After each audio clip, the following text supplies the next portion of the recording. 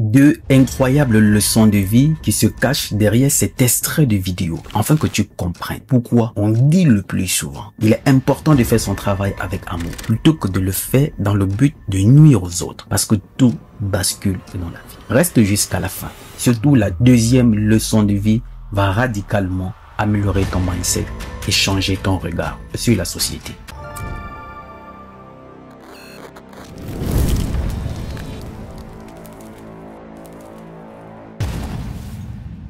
Bienvenue dans cette nouvelle vidéo, et si c'est avec cette vidéo que tu me rencontres, sache que tu es au bon endroit parce que rien n'arrive par hasard. Il y a toujours une raison derrière chaque rencontre. Depuis 2018, nous créons des contenus positifs et inspirants sur les réseaux sociaux. On accompagne des centaines de personnes en privé aussi, afin qu'elles retrouvent leur équilibre social et prennent le contrôle sur toutes les situations aussi difficiles qu'elles peuvent rencontrer sur le chemin de la vie.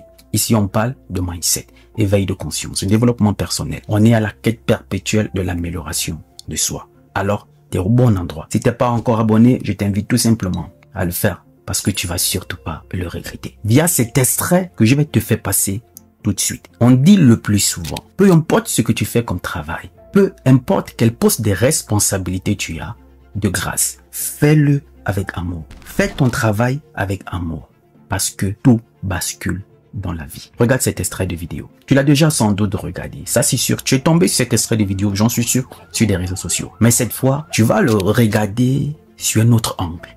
Cet extrait de vidéo. Et tu comprendras la leçon de vie que je vais partager avec toi.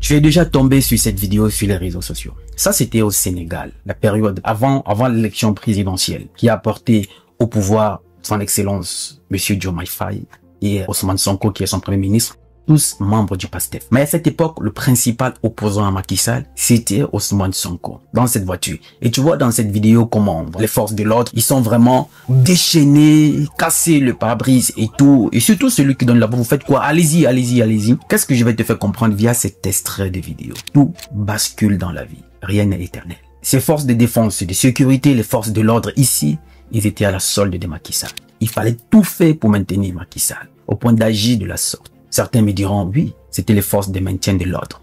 À quel moment ici, quelqu'un qui est dans son véhicule et tout, bref, le but n'est pas de revenir sur ce qui s'est passé, mais je vais tout simplement te faire comprendre à travers cet extrait de vidéo. Rien ne dure éternellement. Ici, pour ces forces de l'ordre dans cette vidéo, qui étaient à la solde de Macky Sall, ils n'imaginaient pas un seul instant que celui face à qui ils se comportaient de la sorte, d'une façon presque délinquante, deviendrait plus tard ceux qui seront aux commandes du pays. Pour eux, c'était impensable.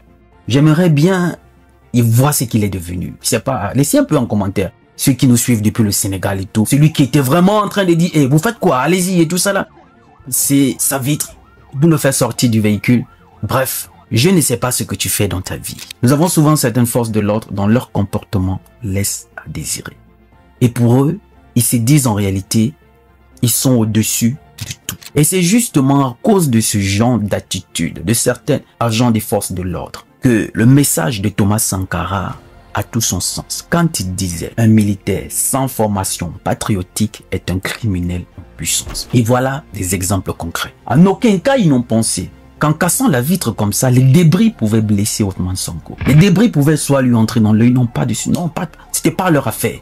Il fallait tout simplement exécuter les ordres qui venaient du patron, à l'époque Macky Sall, en oubliant que Macky Sall n'était pas éternel. Seul le Sénégal est éternel. Je ne sais pas ce que tu fais dans ta vie comme travail. Je ne sais pas ce que tu as comme poste de responsabilité. De grâce, fais ton travail avec amour. Fais ton travail avec professionnalisme. Parce que c'est ce qui reste dans l'esprit des gens. Ne le fais pas dans le seul but de rendre fier un individu. Ne le fais pas dans le but d'exécuter les injonctions d'un seul individu. Parce qu'ici, il fallait tout faire pour maintenir Macky Sall. Parce que là, ils étaient en train d'essayer pour le 3e mandat et soutenu par la France et tout, pour que ça passe à tous les coups. Sans compter le nombre de Sénégalais qui sont morts pendant cette période-là. Et pour couronner le tout, à l'époque, Macky Sall, qui avait donné ces injonctions-là, avait, je crois, voté une loi d'amnistie pour toutes ces personnes-là. Comme par hasard. Ceux face à qui ils se sont comportés comme ça. Ceux face à qui ils se croyaient au-dessus des lois. Ceux face à qui ils avaient tout le pouvoir du monde. Aujourd'hui, aux affaires, décident de revoir cette loi d'amnistie. Et que tous ceux qui ont posé ces exactions-là seront poursuivis devant la justice. Comme quoi, tout bascule dans la vie. Rien n'est éternel. Aujourd'hui, tu peux être le président. Demain, tu pourras perdre ce pouvoir.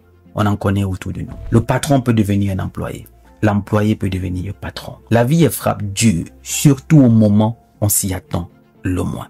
Qui aurait cru que ces militaires arrogants, dans cette posture d'homme fort, d'homme invincible face à Ousmane Sonko, qui aurait cru qu'aujourd'hui, ils seront sous ses ordres? Lui, aujourd'hui, Premier ministre. Qui aurait cru? J'aimerais bien voir ce qu'ils sont devenus. J'aimerais bien imaginer la tête surtout de celui qui haranguait les autres, de casser allez-y, le soir où Diomaye Faye a été élu président de la République du Sénégal. Qu'est-ce qu'ils sont devenus? Vous savez, à un certain moment, ce qui nous manque en Afrique, c'est la rigueur. La véritable rigueur, les sanctions. Face à certaines exactions. Aujourd'hui, le métier des forces de défense et de sécurité, forces de l'ordre aujourd'hui en Afrique, est banalisé. Pourquoi? À cause d'une certaine catégorie de personnes qui ont un certain comportement dans ces corps-là. Et par rapport à leur attitude, par rapport à leur comportement, on jette du discrédit sur tous les corps. Pourtant, c'est des gens en réalité qui font un travail noble. Un travail avec beaucoup de risques. Qui donnent leur vie pour sauver les autres.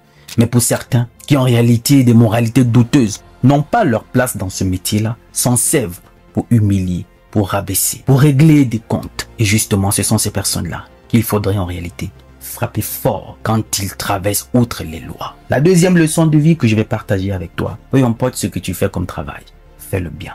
Parce que c'est ce qui reste dans l'esprit des gens. Ce n'est pas ce que tu fais comme travail qui intéresse les autres. C'est la façon dont tu fais ce travail-là. C'est la façon dont tu fais ce travail qui t'ouvrira des portes ou bien qui vont te les fermer. Les gens ne regardent pas ce que tu fais, mais les gens regardent comment tu fais ton travail. Est-ce que tu le fais avec amour? Est-ce que tu rends réellement service aux gens? Est-ce que tu sèmes de l'amour dans le cœur des gens? Est-ce que quand tu poses certaines actions en faisant ton travail, les gens partent avec des vrais souvenirs, des bons souvenirs, ou les gens ont tout simplement cette amertume vis-à-vis de ta personne? Tu te rappelles de cette citation, je crois, c'est Shakespeare qui disait « Si tu es balayeur de rue, fais bien ton travail. » De manière à ce que, si demain tu ne sois plus là, que les gens se rappellent et se disent « Ici, vécu un bon balayeur de rue qui faisait bien son travail. Quand tu passais ici, cette rue était toujours propre. Mais depuis qu'il n'est plus là, regarde à quoi elle ressemble. » Marque les gens de façon positive dans l'exercice de ton travail, de tes fonctions. Ne t'en sers pas pour humilier, pour rabaisser, pour mépriser ton semblable. Parce que c'est ça le propre des Africains. Pour si peu que tu as un petit pouvoir, pour si peu qu'on a un petit poste de responsabilité, on se croit dur, on devient hautain, arrogant, on est prêt à marcher sur son semblable, à humilier son semblable. Tu n'as pas besoin d'écraser les autres pour réussir. Tu n'as pas besoin de mépriser les autres pour te montrer fort. Si tu es fort, tu n'as pas besoin de le montrer. Et c'est justement l'handicap de la plupart dans notre communauté. On a ce problème avec les postes de responsabilité. Parce qu'il arrivera un jour où tu partiras. Parce qu'avant toi, il y avait quelqu'un d'autre qui était à ce poste de responsabilité. Il a fait son temps, il est parti. Aujourd'hui, c'est toi. Fais le bien. Parce qu'il arrivera ce jour où tu partiras. Qu'est-ce qui restera dans l'esprit des gens? De la joie, du soulagement. Parce que quand tu étais là, tu les as tellement oppressés, tu les as méprisés, tu les as rabaissés, tu les as tellement fait la vie dure. Parce que tu te servais de ce pouvoir que tu avais. Non. Avant toi, il y avait des gens. Rien ne dure éternellement. Aujourd'hui, c'est Ousmane Sonko, le président Diomaye Faye qui sont aux affaires. Hier, c'était Macky Sall, pour qui ces militaires étaient prêts à tout pour le maintenir au pouvoir.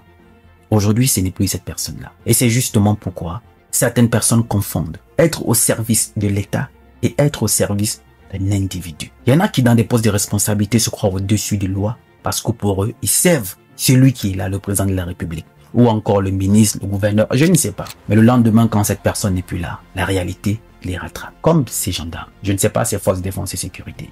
La réalité aussi les rattrape.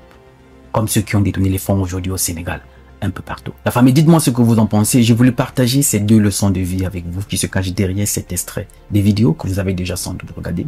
Dites-moi ce que vous en pensez en commentaire. J'aimerais moi aussi vous lire. Il n'est jamais trop tard pour recommencer. parce que le rêve n'a pas de date d'expiration. Je suis Roland Campbell, ton frère. Salut.